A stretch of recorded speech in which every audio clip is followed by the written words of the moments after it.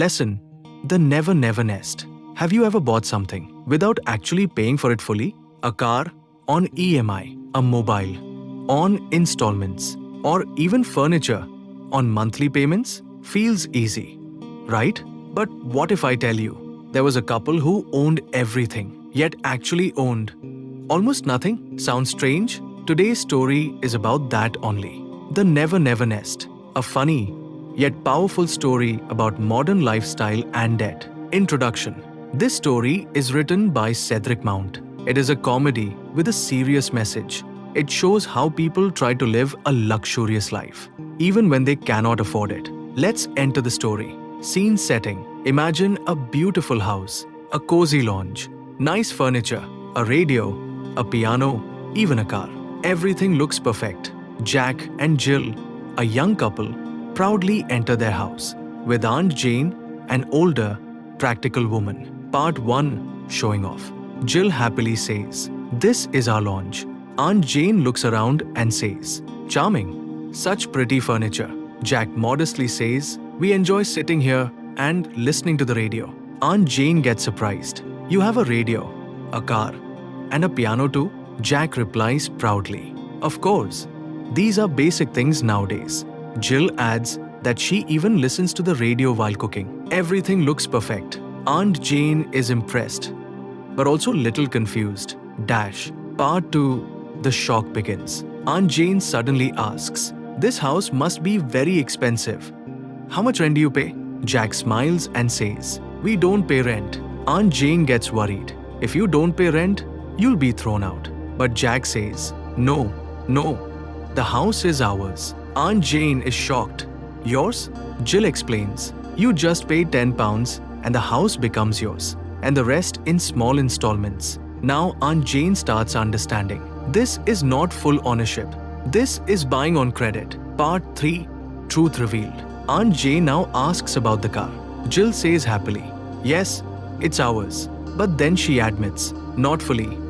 Maybe just the steering wheel and one tire." Aunt Jane is shocked again. Then she asks about everything else. The piano, the furniture, the radio. And the answer is the same. Everything is bought on installments. Finally, Aunt Jane sarcastically says, "So the only thing you truly own is one leg of the table?" Jill replies, "No, not even that one. The other one." This creates a humorous moment, but also reveals the truth. They own almost nothing completely. Part 4. The big problem. Aunt Jane now asks an important question. "How much do you earn?" Jack says, £6 a week. Then she asks, "How much do you pay in installments?" Jack replies, £7.08. Wait, what? They earn less and spend more. Aunt Jane is shocked. How is that possible? Jack casually says, "We borrow the extra money." This shows their careless attitude. They are trapped in a cycle of debt. Part 5. Aunt Jane's reaction. Aunt Jane gets very upset. She says, "I have never borrowed money in my life. Cash payment is my rule." She feels their lifestyle is dangerous. Before leaving, she gives them a check of £10. She says, "Use this to pay off one thing completely. So at least one item truly belongs to you." Part 6. The twist ending. After Aunt Jane leaves, Jack gets happy. "Great, we can pay car installments." But Jill says nervously, "I already used the money." Jack asks, "For what?" Jill says emotionally, "I sent it to the doctor." Jack gets confused. And then comes the most shocking line. "Just one more installment, and the baby will be completely ours." Yes, even the baby was on installment. Ending message. This story is funny, but also very serious. This story teaches us, don't live beyond your means, avoid unnecessary debt. True happiness is not in luxury, but in peace of mind. So next time you think of buying something on EMI, just remember Jack and Jill. Thank you for watching. If you like this story, like, share, and subscribe for more Class 10 English explanations. Listen, The Never Never Nest Hindi रूपांतरण। क्या आपने कभी कोई चीज खरीदी है बिना पूरा पैसा दिए?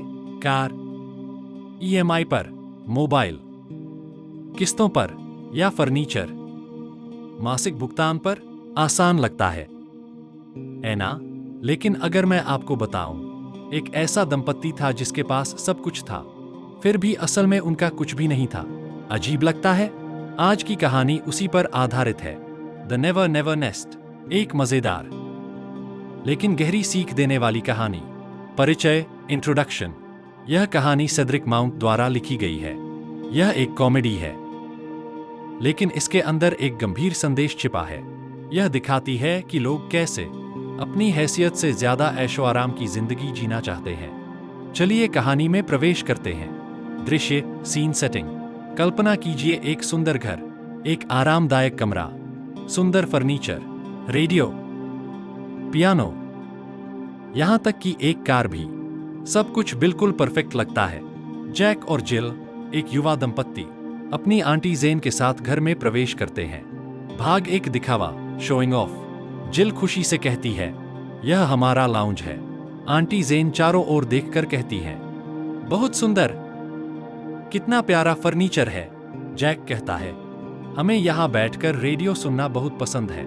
आंटी जेन हैरान होकर पूछती हैं, तुम्हारे पास रेडियो, कार और पियानो भी है? जैक गर्व से कहता है, हाँ, आजकल ये सब तो सामान्य चीजें हैं। जिल जोड़ती है कि वह खाना बनाते समय भी रेडियो सुनती है। सब कुछ बहुत शानदार लगता है, लेकिन आंटी जेन थोड़ी उलझन में है। भाग 2, सच्चाई की शुरुआत, द शॉक बिगिंस। आंटी जेन पूछती हैं, इस घर का किराया कितना है? जैक मुस्कुरा कर कहता है, हम किराया नहीं देते।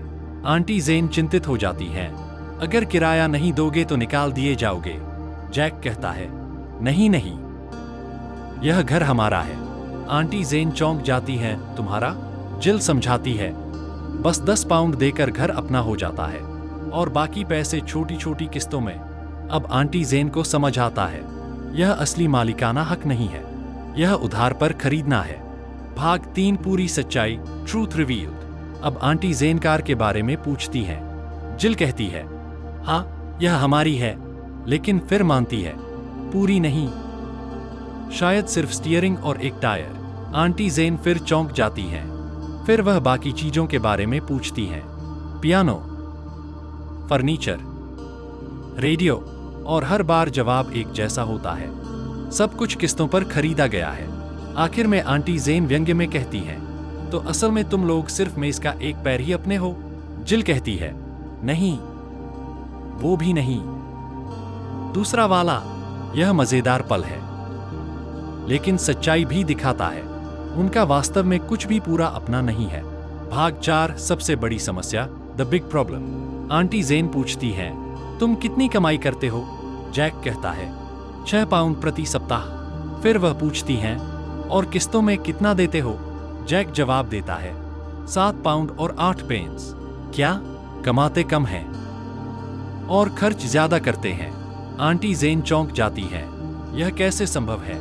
जैक आराम से कहता है, हम बाकी पैसे उधार ले लेते हैं। यह उनकी लापरवाही को दिखाता है, वे कर्ज के जाल में फंस चुके हैं। भाग 5, आंटी जेन की प्रतिक्रिया, आंट जेन्स रिएक्शन। आंटी जेन बहुत परेशान हो जाती हैं। वह कहती हैं, मैंने कभी जीवन में उधार नहीं लिया, कैश में भुगतान करना ही सही तरीका है। उन्हें उनका जीवन तरीका खतरनाक लगता है। जाने से पहले वह उन्हें 10 पाउंड का चेक देती हैं। वह कहती हैं, इससे एक चीज पूरी तरह खरीद लो, ताकि कम से कम एक चीज सच में तुम्हारी हो। भाग 6, अंत में twist, the twist ending. Aunty Jane के जाने के बाद जैक खुश होकर कहता है, अच्छा है, अब कार की किस्त भर देंगे। लेकिन जिल घबराकर कहती है, मैंने वो पैसे पहले ही इस्तेमाल कर लिए। जैक पूछता है, किस लिए? जिल भावुक होकर कहती है, मैंने डॉक्टर को दे दिए।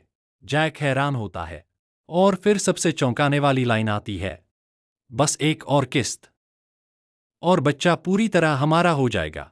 हाँ, बच्चा भी किस्तों पर था।